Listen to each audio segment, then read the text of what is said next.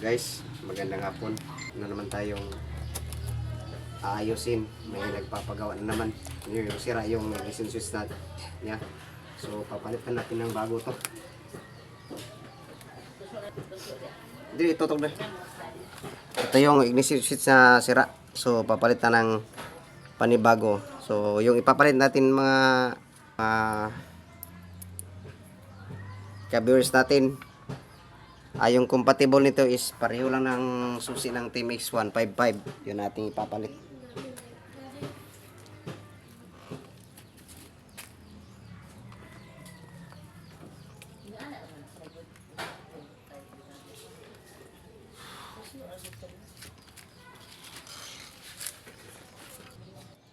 May video na ako. Galing.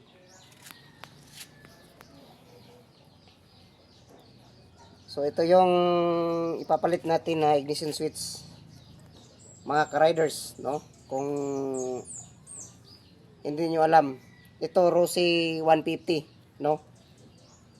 Yung ginagamit natin is yung compatible na susian sa TMX 155. Kung alam nyo yung color coding ng wire ng TMX 155, no? Pareho lang din yung pagkakabit, kaso nga lang itong black na may white ay ito kasi ay kill switch, no? At saka itong green ay ground. So hindi natin to gagamitin. Kasi ang kailangan nito is continuity lang kasi. So ang gagamitin natin is ang black at saka red. So i-connect na rin natin, no? At least meron kayong idea o ano yung color coding ng TMX para hindi magkabaliktad yan. So, ikukunik na natin. Ngayon, itong dalawa ay ano na natin ng electrical tape. Babalutin na natin ng electrical tape.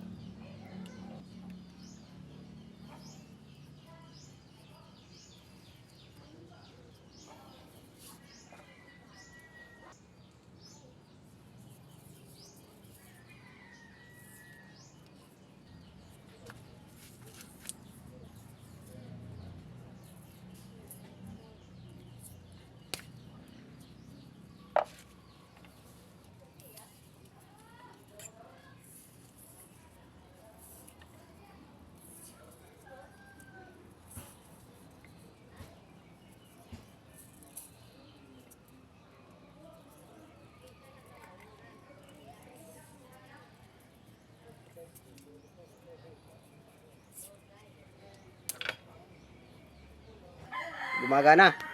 Yan o, umiilaw. Yan o. So, ibig sabihin, goods yung pagkatapping natin. Subukan nating paandarin. Hindi naka-neutral. Naka-neutral. Sandali. Sandali. Sige, sampak. Sige, saka gamay. Op.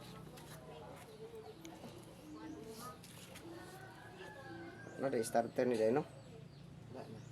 Sikat lang. Starter ha?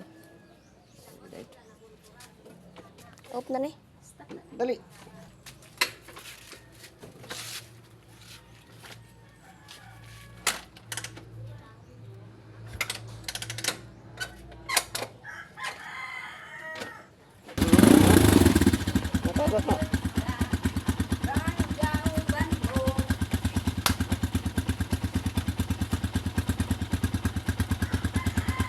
Urot na basa magdagat. Correct. Try natin. Kung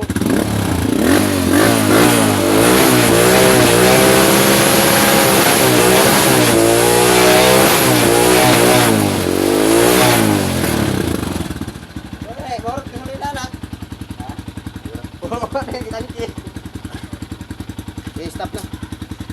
Off na gyud. Mga ka-rides, okay na. So, ikabit na natin tong ignition switch, no, sa kanyang pagkakabit. So, kung nasira yung ignition switch nyo, ang magiging compatible ng Rossi 200 at saka 150 ay TMX 155. Kaso nga lang, apat yung wire, pero dalawa lang yung ginagamit natin. So, balik natin pagkakabit.